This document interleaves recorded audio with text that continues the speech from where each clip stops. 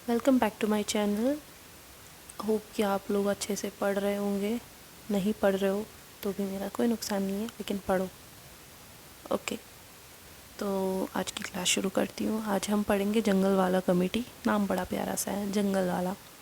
Okay, तो जंगल वाला committee के बारे में और भी जाने। जंगल वाला कमेटी, सच बताओ तो जो डॉक्टर्स जो थे ना सरकारी अस्पतालों में अपना प्राइवेट इंस्टीट्यूट मतलब प्राइवेट खोल के बैठ जाते थे। गवर्नमेंट अपनी वर्किंग आवर्स छोड़कर अपना क्लिनिक खोल के वहीं पे बैठ जाते थे पेशेंट्स देखने के लिए। हाँ, तो उनके लिए एक क्या बोलते हैं उसे, एक थप्पड़ जैसा था। थप्पड़ in the sense, sorry words cruel लग रहे हैं मेरे को, बट हाँ थोड़ा सा उनके लिए था ये कमेटी। ठीक है, उनको एक पनिश करने के चक्कर में बनाया गया कमेटी था बेसिकली। तो जंगल वाला कमेटी जो था 1964 में इस्टेब्लिश हुआ है। ठीक है, under the chairmanship of doctor and Jungalwalla. उस टाइम पे ये additional director general of health service थे। और इस कमेटी का दूसरा नाम ये भी था, committee on integration of health services. अच्छा, मैंने ये तो बोला कि डॉक्टर्स का प्राइवेट प्रैक्टिस जो करते थे उसको रोकने के लिए था, और उसके साथ साथ एक और काम इनने मेजरली जो इनका था वो था हेल्थ सर्विसेज को इंटीग्रेट करना, जोड़ के रखना, और यूनिफिकेशन का भी एक तरह का इसमें काम हुआ है, यानी कि यूनिफाई रह के, यूनाइटेड रह के काम करने का। ठीक है, और इन्होंने अपनी जो सबमिट की थी रिपोर्ट वो 1967 में करी थी, 1964 में बनाई। विद इन 3 इयर्स इन्होंने अपनी जो रिपोर्ट्स थी उनको सबमिट करी थी। ठीक है, ये तो था आपका जंगल वाला कमेटी का इंट्रोडक्शन। अच्छा इंट्रोडक्शन था आई गेस। ओके, चलो अब इनके ऑब्जेक्टिव्स देख लेते हैं कि आखिर ये कमेटी बनाने की ज़रूरत ही क्यों पड़ी हमें। सबसे पहला कि जो हेल्थ सर्विसेज और उसके कंडीशंस थे उसकी प्रॉब्लम को समझने के लिए, कि हमारे इंडिया में जो हेल्थ सर्विसेज हैं या फिर जो कंडीशंस है हमारी हेल्थ की वो कैसी है, क्या है हालचाल, उसका हालचाल देखने के लिए। ठीक है, उसको स्टडी करने के लिए।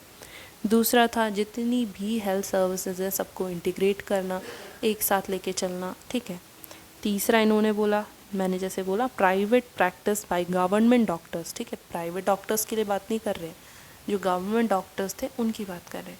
ठीक है, जो अपने वर्किंग आवर्स में प्राइवेट क्लिनिक्स में बैठते थे उनके लिए था ये। तो वो कम्प्लीटली इराडिकेट करना।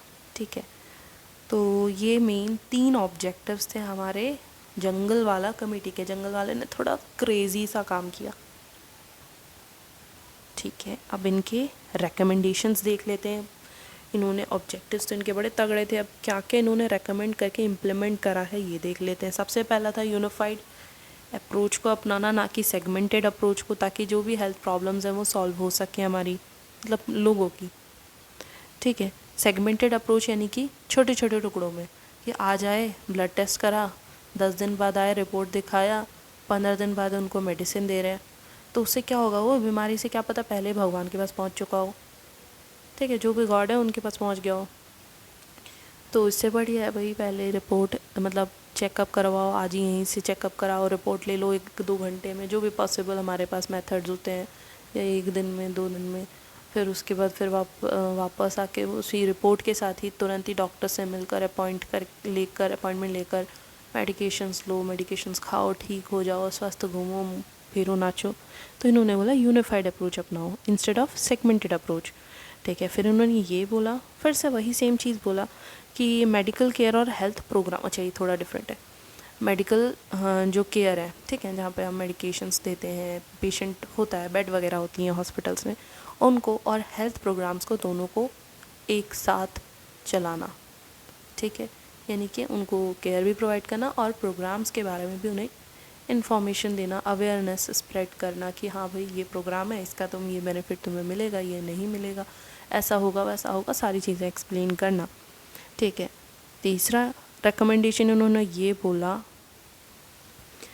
ठीक है, हर लेवल का जो हायरार्की होती है, हर प्रोग्राम की एक अलग अलग मतलब हायरार्की होती है ना, प्रायोरिटी, कि ऐसा होना चाहिए वैसा होना चाहिए। जैसे आप लोगों ने मैस्लॉज हायरार्की पढ़ा होगा फंडामेंटल ऑफ नर्सिंग के अंदर, physiological need, safety and belongingness, love and belongingness, फिर क्या था वो, सेल्फ एस्टीम, एक्चुअलाइजेशन, रियलाइजेशन, ऐसी बहुत सारी लेवल्स थी, हायरार्की थी, जो इंपॉर्टेंस वगैरह होती हैं उसके अंदर।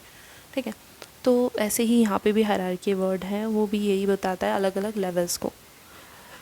तो हमने हर लेवल पर यूनिफाइड अप्रोच का या यूनिफाइड मैनर का इस्तेमाल करना है ताकि हम हर प्रोग्राम को भी प्रायोरिटी दे सकें केयर के साथ साथ। नेक्स्ट मतलब वही दूसरा और जो हमारा तीसरा रिकमेंडेशन था मोस्टली सिमिलर था एक दूसरे से।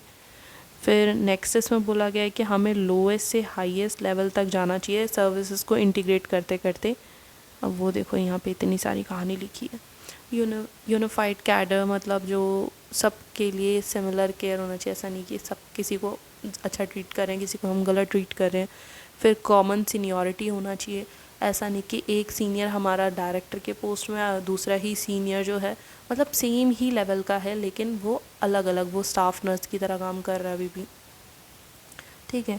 तीसरा इन्होंने ये रेकमेंड किया एक्स्ट्रा क्वालिफ़िकेशंस को हम रिकॉग्नाइज़ करें कि किसी के पास कोई ज़्यादा डिग्रीज़ हैं, फॉर एग्ज़ाम्पल एमएससी नर्सिंग कर रखी है किसी ने पीएचडी एमफिल वगैरह कर रखी है, तो उनको हम थोड़ा अलग ट्रीट करें। अलग इन द सेंस ऐसा नहीं कि उसको हटा ही देंगे, नहीं, उनको ज़्यादा ये तो पे करके या फिर ज़्यादा उनकी जो स्किल्स हैं उसको और इन्हेंस करके या उसको और ज़्यादा हम वो बोलते हैं ना अपडेट करके हम इस्तेमाल कर सकते हैं। जैसे ट्रेनिंग्स वर्कशॉप्स होते हैं, सेमिनार्स होते हैं, कॉन्फ्रेंसेस होते हैं, उन सब में पार्टिसिपेट करके हम अपने आप को अपडेट करते हैं। सेम वही चीज़ है। ओके। फिर ये बोला गया है कि equal pay for equal work. ऐसा नहीं होना चाहिए कि आप जो काम कर रहे हो दूसरा इंसान भी वही काम करे लेकिन पे जो है पे स्केल डिफरेंस है, ऐसा नहीं। हम बोलते हैं जो हमारा ये जंगल वाला कमेटी है इन्होंने ये बोला कि भाई सबको इक्वल पे मिलना चाहिए। अगर 4 सुई लगाने के किसी को 1000 रुपये मिल रहे हैं तो दूसरे को भी 4 सुई के 1000 ही मिलने चाहिए। ये नहीं कि उसको 10 रुपये कम मिल रहे हैं या 500 रुपये कम मिल रहे हैं। ठीक है। वही ये बड़ा अच्छा काम किया, मैंने बोला नहीं क्रेज़ी है हमारा जंगल वाला कमेटी।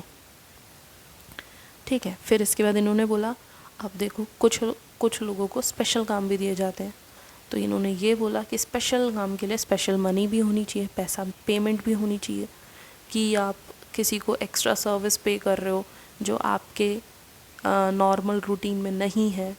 ठीक है, तो आपको वही सर्विस एक्स्ट्रा पे करना चाहिए।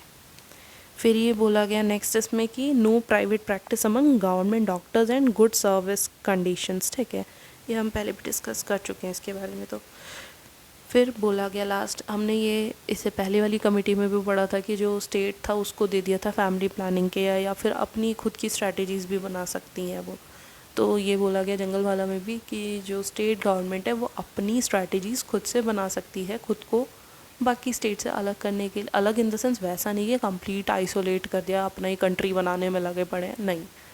ठीक है, अपनी स्टेट को अच्छा करने के लिए जो स्ट्रैटेजीज़ होती हैं तो वो सारी चीज़ें कर सकें।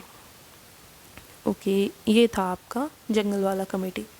उम्मीद करती हूँ समझ में आया होगा, नहीं आया तो फिर से वीडियो देख लेना, दूसरी बार भी नहीं आया तो तीसरी बार भी देख लेना, नहीं आता तो। ठीक है, जितनी बार देखो हर किसी की मेंटल कैपेसिटी या फिर कैचिंग पावर सिमिलर नहीं होती। ये मैं अपने स्टूडेंट्स को भी बोलती रहती हूँ कि सबकी जो हमारी जो मेंटल कैपेसिटी जो होती है या फिर हम बोल सकते हैं कैचिंग कैपेसिटी जो होती है वो डिफरेंट होती है। किसी को एक ही बार में समझ में आता है, किसी को 10 से 15 बार में समझ में आता है। तो हम किसी को कंपेयर नहीं कर सकते कि तुझे अब भी नहीं समझ आया तो बेटा 10 बार वीडियो देख लो, कोई नहीं, मेरे को व्यूज़ मिलेंगे, मज़ा आएगा, आप लोग अच्छे से पढ़ो।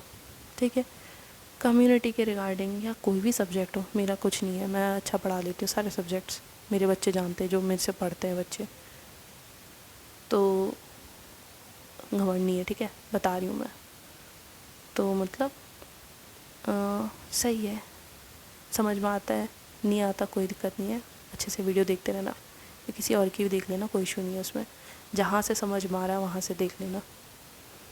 ठीक है, मैं क्या बोल रही